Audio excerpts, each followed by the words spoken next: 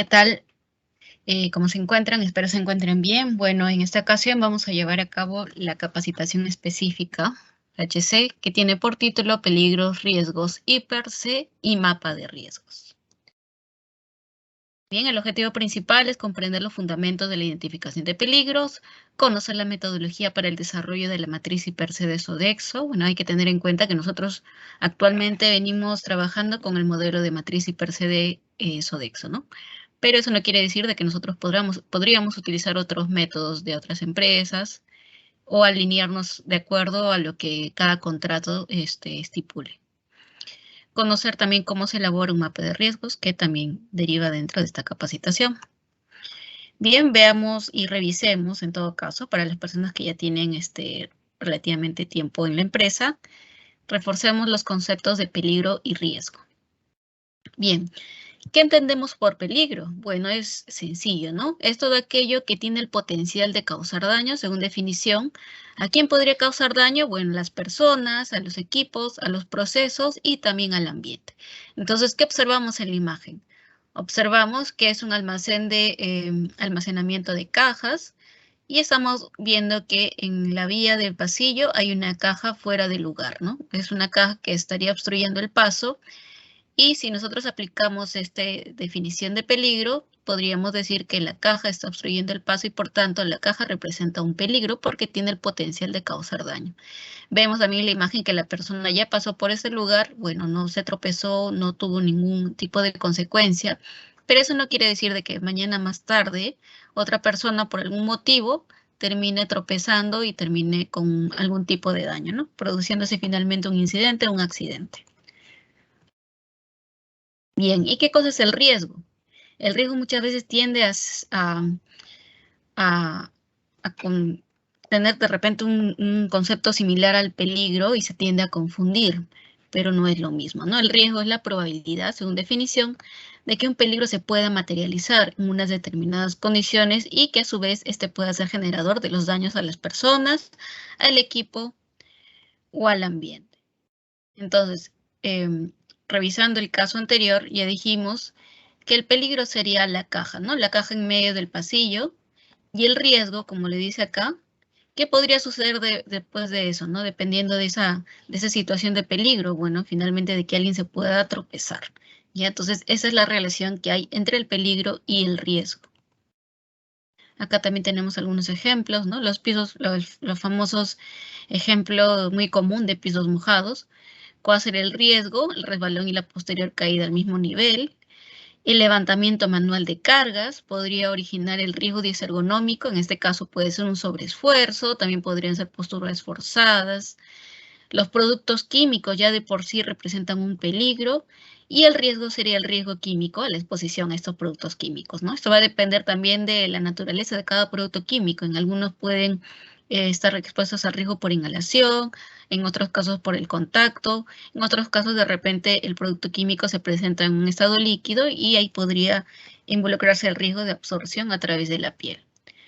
Los equipos eléctricos, ¿cuál es el riesgo? El riesgo eléctrico, que podría ser el contacto eléctrico indirecto o el contacto eléctrico directo, ¿no? Recordemos que el contacto eléctrico indirecto se da cuando la energía pasa a través de un equipo energizado, digamos una computadora, una impresora, tal vez un horno Rational en cocina. En limpieza podría ser la máquina lustradora, ¿no? Cuando nosotros cogemos las asas para empezar a utilizarla y sentimos un poco de descarga, entonces ese es un ejemplo de contacto eléctrico indirecto. Y el contacto eléctrico directo, bueno, se da cuando una persona tiene el contacto con la fuente principal de energía, ¿no? De repente puede ser un cable pelado, por así decir. Otro ejemplo de peligro común en cocina, tenemos el corte de alimento y el riesgo sería el contacto con el filo cortante, ¿no? Con la herramienta que tiene esta característica. Podría ser un cuchillo o un pelador de papa. El tránsito entre áreas, bueno, esto es un peligro común en todos los lugares, ¿no? En todas las áreas de Sodexo y podríamos representar acá con choques de puerta o también con otras personas, ¿no? De repente en las esquinas, cuando nosotros no podemos anticipar que hay una persona que se esté acercando, entonces siempre es preferible cuando estemos cerca de estas zonas bajar la velocidad, prestar atención En algunas partes de la planta he observado que tienen unos espejos retrovisores, entonces estos nos ayudan a poder visualizar con anticipación si es que hay una persona que se está aproximando a este punto y poder nosotros tomar las medidas necesarias para evitar algún tipo de choque y posterior golpe. Bien, bueno, ya que hemos hablado de los conceptos de peligro y riesgo, es importante nosotros que ya estemos entrenados y en todo caso, si es que no estamos entrenados adecuadamente, vayamos aplicando, ¿no? Aplicando la práctica diaria, ¿no? ¿En qué consiste esta práctica diaria? Observar y poder llegar a poder identificar esos peligros, ¿no? Es un proceso, como lo dice acá, nosotros vamos a poder reconocer que existe un peligro, ya dijimos, cada vez que hay un peligro puede derivarse uno o más riesgos. Es importante también definir las características de este peligro, ¿no? ¿Cómo podríamos identificar los peligros? Por ejemplo, haciéndonos una pregunta. ¿Existe una fuente de peligro en mi área de trabajo? De repente soy personal de limpieza que labora en planta. Dentro en planta que tenemos maquinarias, podríamos tener objetos que cayeron al piso, de repente alguna merma. Podríamos encontrar también objetos o de repente alguna herramienta o alguna pieza de una máquina que haya caído, tal vez algún derrame de alguna materia prima, ¿no? Entonces, estas son fuentes de peligro propias de esta área. En cocina, ¿cuáles serían mis fuentes de peligro comunes? Los pisos húmedos. En cocina caliente, los pisos húmedos y a la vez resbalosos, porque sabemos que ahí se están preparando alimentos, sopas, guisos, y estos a pesar de tener la característica de ser húmedos, se incluyen también de que estos podrían ser resbalosos a su vez.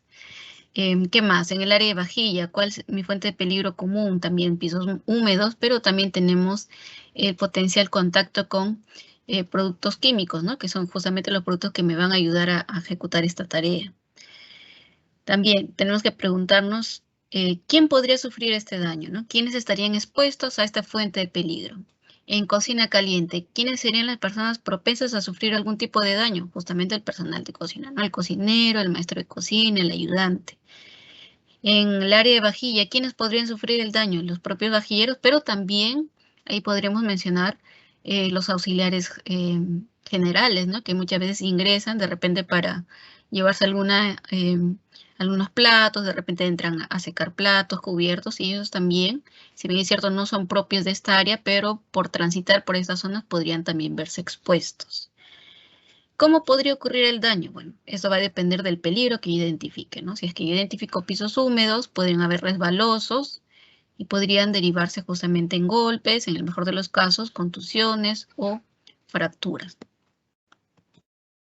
Es necesario que yo, como personal que laboro siempre en mis áreas, ya esté ya en esta capacidad. Y si no, tengo que ir entrenándome día a día, haciéndome esta pregunta diariamente, y esto me va a ayudar también a poder tomar las acciones antes de que sucedan las consecuencias, ¿no? Como lo vemos en la figura, una persona que ya está entrenada, que ya tiene la capacidad de poder reconocer situaciones de peligro, podría levantar la mano, ¿no? Y reportar este hecho. Por ejemplo, acá las cajas, ¿no? Vemos que una caja está por encima de la fila, pero está mal apilada. Entonces acá yo estoy identificando que esta caja en cualquier momento podría perder estabilidad y podría caer. De repente podría originar esta caída un daño a una persona.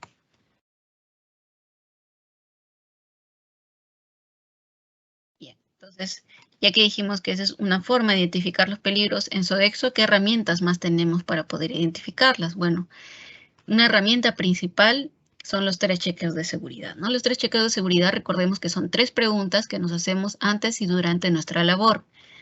La primera pregunta es, ¿recuerdan? A ver, la primera pregunta es, sé cómo hacer la tarea, ¿no? Pregunta básica, ¿no? Soy colaborador nuevo, de repente no he recibido la instrucción, o si he recibido la instrucción todavía me quedan algunas dudas. No hay que perder hay que perder en todo caso miedo y reportar este hecho, ¿no? Nadie se va a molestar porque uno es nuevo, nadie nació sabiendo. Entonces, el hecho de que yo pregunte, más bien me involucra o me llama que yo estoy preocupada por mi seguridad, ¿no? Levanto la mano y digo, no me ha quedado bien clara esta tarea, por favor, a mi líder o a mi supervisor, le indico que por favor me oriente un poco más a detalle y explicándole en qué parte del proceso tengo duda. ¿ya? El siguiente chequeo es si tengo el equipamiento correcto. Entonces, cuando yo piense y yo me haga esta pregunta, tengo que saber, ¿no?, qué materiales, qué PPs, qué herramientas son necesarias para ejecutar mi labor. Y si es que observo que en alguno de esos elementos hay algún desperfecto o falla, también reportarlo. Y finalmente, el último chequeo es observar mi entorno, ¿no? Verificar que mi entorno sea seguro. Si es que no lo es, también no hago la tarea y reporto este hecho inmediatamente. Otro método de identificación de peligros es a través del AST o el ATS, que es el que se utiliza para Nestlé. Es un formato físico que me ayuda a estudiar o evaluar mi tarea antes de ejecutarla, ¿no? ¿Y de qué forma? Bueno, es un formato metódico donde voy a desglosar mi tarea en etapas. Para cada etapa identifico los peligros, los riesgos y tomo las medidas de control necesarias. Otra forma de identificar los peligros, y en este caso reportarlos, es a través de la alerta temprana. La alerta temprana es un link que me ayuda a reportar condiciones de riesgo en mi lugar, ¿no?, en mi área. Tal vez un cable pelado, algún equipo que presenta algún desperfecto. Yo ingreso al link y reporto, ¿ya? Pero esto es recordar que este link solamente nos ayuda a consolidar los reportes. ¿Cómo nosotros manejamos en Sodexo internamente? Reportándolo a través de nuestros jefes, y nuestros jefes tienen acceso a una conversación de WhatsApp donde podemos reportar en tiempo real todas las condiciones inseguras que están en nuestra área para que se puedan gestionar su reparación. También tenemos otro método de identificación que son las inspecciones y observaciones. Las inspecciones, bueno, son formatos registrados con una frecuencia definida, generalmente son mensuales, y las observaciones son cosas que yo puedo mirar, observar con detenimiento en mi día a día y reportar cada vez que yo identifico alguna de estas fallas. También tenemos para lo que son la línea de supervisión, las caminatas de seguridad. También estos son reportados a través de un link que nos ayudan también a identificar situaciones de peligro y oportunidades de mejora. La investigación de accidentes, bueno, esto ya se hace posterior a un evento, no un incidente, un accidente, nos ayudan a identificar las causas que originaron este hecho. Los análisis de procedimientos y las tareas, ¿no? Eso también es importante, ya que los procedimientos justamente nos dicen cómo tenemos que realizar nuestras tareas en el día a día, y estos tienen que estar alineados a la realidad de cada área y cada operación. Las auditorías, bueno, también nos ayudan a identificar situaciones de mejora. La revisión de los procesos, porque es importante tenerla en cuenta, porque si bien es cierto, nosotros empezamos con un proceso establecido, pero puede ser que en la marcha hayan ciertas variaciones, tal vez variaciones de espacios, variaciones de equipos, que de repente se está instalando un sistema nuevo. Entonces estos tienen que ir acompañados de la mano en la actualización de estos documentos. Las observaciones incidentales a través de los que tienen cuenta preacción. Esto nos ayuda a observar las conductas del personal que sean propensas a originar incidentes en el futuro. Y bueno, las campañas de seguridad que nos ayudan a reforzar comportamientos. ¿Qué es la evaluación de riesgo? Bueno, ya dijimos qué cosa es la identificación de peligro, pero también la evaluación de riesgo deriva de ello, ¿no? Nos dice que es un proceso para medir el riesgo teniendo en cuenta los controles que nosotros ya tenemos implementados en el momento. ¿Qué podría derivar de ello? La probabilidad de que este evento ocurra y la severidad con la que el daño se puede presentar, y definir las medidas de control para eliminarlos o disminuirlos finalmente a que llegue a un riesgo aceptable. ¿Cuáles son algunos ejemplos? Bueno, con los ejemplos anteriores que ya hemos mencionado, las cajas mal apiladas, que sería el ejemplo del peligro. El riesgo sería que estas cajas puedan caer, y la consecuencia de este riesgo es de que a la persona, si es que hay una persona transitando cerca, derive en una contusión o en una fractura o en otros daños similares. Otro ejemplo de peligro común es el ruido, el riesgo de la exposición a este agente, que es el ruido, la exposición al ruido, y la consecuencia es la hipoacusia inducida por ruido, que bueno, eso se puede presentar producto de muchos años expuestos a este ambiente, ¿no? Tenemos también otro ejemplo de peligro, el esmeril, ¿no?, que es una herramienta de mantenimiento sin la guarda de protección. El riesgo que puede originar es el atrapamiento y puede derivar en una fractura o amputación. Cuando hablamos de riesgo, ya dijimos que podríamos obtener el riesgo residual y riesgo aceptable, ¿no? Lo ideal es de que todos los riesgos lleguen a la categoría de aceptables. ¿Cuáles son los conceptos de cada uno? Bueno, el riesgo residual es el riesgo que va a permanecer después de implementar controles, ¿no? Por ejemplo, para un trabajo, ¿no? Trabajo en altura, que es una tarea de alto riesgo, nosotros podemos implementar los controles como uso de andamios, que el personal esté capacitado, que esté entrenado, que cuente con su certificado al día, que tenga la aptitud médica, que nos diga que el personal es idóneo y apto para poder hacer ese tipo de trabajos, pero aún así implementando mis controles el riesgo aún va a existir. O sea, el riesgo de caída de altura va a seguir presente por más controles que yo implemente. Entonces, a esto se le dice el riesgo residual. La idea es de que este riesgo residual, después de haber implementado mis controles, que de repente al inicio pudieron haber sido muy escasos, es finalmente obtener un riesgo aceptable, que nos dice que es el riesgo que se reduce a un nivel que puede ser tolerado por la organización, ¿ya? Entonces, el riesgo residual puede ser aceptable o de repente mis controles no fueron necesarios y aún así en mi segunda evaluación de riesgo me sale que el riesgo es medio o alto, entonces cuando llego a un riesgo que no es aceptable, el trabajo o la tarea no debería de realizarse. Entonces, ¿cómo nosotros aplicamos mis controles? ¿No? ¿Cómo aplicamos los controles para finalmente hacer de que este riesgo sea aceptable? Tenemos que seguir un orden y a este orden se le dice jerarquía de control de riesgos, que son los pasos en orden jerárquico que yo debo de implementar para finalmente controlar y mitigar ese riesgo. El primero de ellos es la eliminación. Ya, por ejemplo, nos dan un ejemplo, ¿no? Insumos preelaborados van a eliminar el riesgo de corte en algunas tareas, ¿no? Antes, en las actividades de cocina de Sodexo, todas las verduras, los cárnicos llegaban enteros, el pollo llegaba entero, las verduras llegaban así como cuando uno va al mercado, ¿no? Con toda la cáscara. Y estos fueron migrando, ¿no? Porque se dieron muchos eventos de accidentes de todo tipo, con tiempo perdido y sin tiempo perdido, en los cuales se vio cuál era la tarea que implicaba o cuál era el punto clave donde se derivaban este tipo de incidentes y justamente fue en la preelaboración de alimentos. Entonces, poco a poco se fue migrando y bueno, es lo que actualmente tenemos el modelo, ¿no? Que llega ya las carnes impresas, el bistec ya viene fileteado, las verduras ya vienen peladas y preelaboradas. El nivel 2 de la jerarquía de control de riesgos habla de la sustitución de este peligro, ¿no? En este caso, si nuestro peligro es la exposición alta por el tipo de productos químicos que se vienen utilizando, la alternativa sería cambiar estos productos químicos por alguno que sea menos dañino para la salud. El tercer nivel nos habla de los controles de ingeniería. Por ejemplo, instalar barreras físicas, ¿no? Como lo dice acá. En este caso, nos dice que el control de ingeniería sería para un tipo de peligro en específico, la instalación de un sistema de ventilación. El cuarto nivel nos habla de procedimientos, señales, controles visuales, controles administrativos. Y finalmente, el último nivel en la jerarquía de control de riesgos es el uso de equipo de protección personal, ¿no? Entonces, recordemos que el EPP en realidad es su complemento y es lo último que nos podría salvar de alguna forma de algún tipo de incidente o de lesión. Entonces, acá tenemos un caso un poco visual, un poco más gráfico, ¿no? De cómo nosotros podemos aplicar esta jerarquía de control. En este caso, teniendo en cuenta que el dragón es un peligro, cuando hablamos de eliminar el peligro y por tanto su riesgo, la primera alternativa sería matándolo, ¿no?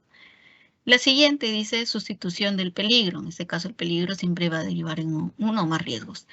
Y hacen el caso hipotético de que el dragón lo sustituyen por un gato doméstico, donde el riesgo disminuye notablemente. Si es que esto no es posible, nos dan la tercera opción, medida de ingeniería. La medida de ingeniería nos habla de aislar ese peligro, ¿no? En este caso, al dragón se le colocó dentro de una jaula. Aún así, el dragón podría tener algún tipo de daño o que podría provocar algún daño a las personas que estén circundantes a la zona. Se aplica el cuarto nivel, que es la medida administrativa, que es la señalización, la capacitación al personal, ¿no? Que esté rondando o que esté transitando. En este caso, se le coloca una señalización de prohibición, ¿no? No acercarse al dragón porque podría sufrir algún tipo de daño. Y si es que esos no son suficientes, se aplica el quinto nivel, que es el uso del EPP. Bueno, este es En caso gráfico, nosotros cómo podríamos aplicar la jerarquía de control de riesgos. Pasamos al siguiente punto, matriz I per C. ¿Qué cosa quiere decir I per C? Bueno, ya tendrán conocimiento ustedes que I per C quiere decir identificación de peligros y evaluación de riesgos con sus controles. Con lo que todo hemos revisado anteriormente, ya tendríamos ya todos los elementos para poder armar nuestra matriz I per C.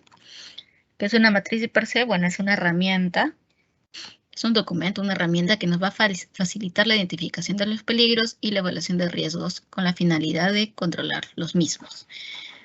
Según nuestro modelo actual, que es la matriz I per C modelo Sodexo, tenemos en que nosotras, de acuerdo a cada área, tenemos que desglosarlo en procesos, en cada proceso identificar las actividades, estas a su vez en las tareas, por cada tarea identificar uno o más peligros, sus riesgos, las medidas de control actuales, si es que hay algún requisito legal aplicable al tipo de actividad que se está realizando, identificar si es que la actividad es rutinaria o no. Bueno, en este caso ya se empieza a tabular los índices de severidad y probabilidad y con ello obtendríamos el primer valor del riesgo, ¿ya? Que podría ser alto, medio o bajo. De acuerdo a los datos, a los resultados que obtengamos, nos va a salir automáticamente si es que esto es un riesgo crítico. Si es que obtenemos el valor de sí, tenemos que hacer una segunda reevaluación, añadiendo medidas de control adicionales y haciendo una segunda evaluación con el índice de severidad y probabilidad, donde finalmente nuestro riesgo residual tiene que salir en la categoría de bajo, ¿ya? Donde el riesgo crítico todos deberían ser no. Ya dijimos de que si nos salen medios o altos, ese riesgo crítico automáticamente pasa así y esta tarea no debería de realizarse. ¿Cómo nosotros seguimos los pasos? Bueno, como ya les comenté, el primer paso es, en este caso, hacemos un listado de los procesos de trabajo, sus actividades y sus tareas. Pensamos en las tareas que sean no rutinarias como las tareas rutinarias. Identificamos las medidas de control existentes. Revisamos también los eventos previos, ¿no? Como incidentes, accidentes ocurridos. Identificamos las normas legales que estén asociadas. El riesgo se va a obtener de en este caso, la multiplicación de dos valores, ¿no? Probabilidad o severidad, con una tabla que también ya está establecida. Bueno, estos son los criterios que se utilizan para dar el valor o tabular el valor que correspondería a cada uno de los peligros que se identifiquen, o de los riesgos, perdón. Índice de probabilidad e índice de severidad. Con esto obtenemos un valor y finalmente en una tabla, en este caso esta es la tabla que se utiliza para el modelo de Sodexo. Recordemos que cada empresa maneja su propio esquema de tabulación de riesgos. En este caso, este es el modelo que se utiliza para Sodexo. Y hacemos el cruce de acuerdo a los valores que hemos obtenido y finalmente vamos a obtener el índice de riesgo final, ¿no? Que podría ser alto, medio o bajo. Como les mencioné, podríamos obtener altos, ¿no? Para aquellos que obtengamos calificaciones altos, tiene que implementarse medidas adicionales, finalmente, para obtener riesgos bajos. Y los controles de riesgo, bueno, son las acciones que nos van a ayudar a mitigar los riesgos, ¿no? Siempre siguiendo la jerarquía de controles que ya hemos revisado anteriormente, que es la eliminación del peligro, la sustitución, la aplicación de controles de ingeniería, los procedimientos, señales, controles administrativos, en otras palabras, y finalmente, al final de la jerarquía de control es el equipo de protección personal. De acuerdo a las normas legales actuales, nos dice que la matriz I per C tiene que ser exhibida en un lugar visible para la consulta de todos los trabajadores y la actualización de estos riesgos tiene que ser por lo menos una vez al año o cuando cambien las condiciones de trabajo. ¿Qué condiciones tendríamos que tener en cuenta para actualizar nuestra matriz I per C? Por ejemplo, que hayan procesos nuevos o que se hayan modificado, que se incluyan equipos materiales o insumos, que hayan cambios de proveedores o en el tipo de transporte que se esté realizando esta tarea, en la calidad de los productos que se compran, si es que también hay alguna variación o inclusión de alguna normativa legal, eso también tendría que ser actualizado en esta matriz I per C. Recordemos que hay una columna que habla de requisitos legales, que hayan cambio en las instalaciones. Los cambios pueden ser propios de nuestro proceso o del cliente, pero estos a su vez también pueden influir en nuestros procesos, ¿no?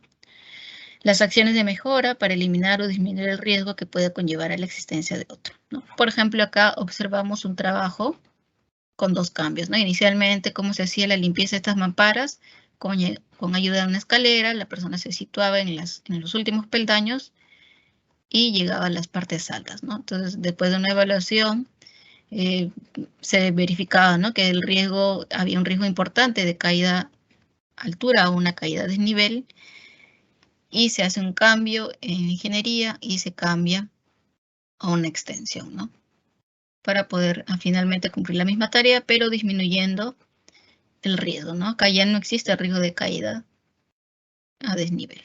Se elimina esta situación. Y por tanto, cada vez que hay algún tipo de cambios, como lo que mencionamos acá en este ejemplo, tienen que ser plasmados en la matriz y per se.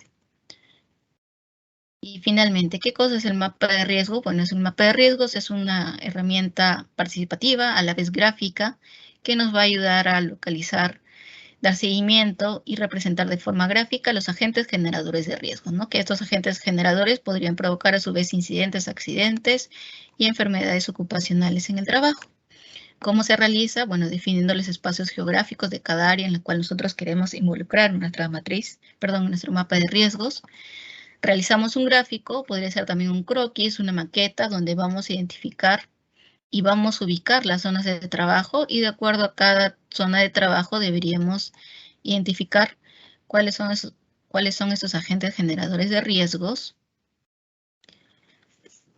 para que finalmente se implementen, ¿no?, y se coloquen. Este es un modelo de un mapa de riesgos donde se observan en las zonas de bodega qué tipo de riesgos comunes hay, ¿no? Caída de objetos. De repente en esta bodega se almacenan materiales inflamables, entonces el riesgo de combustión.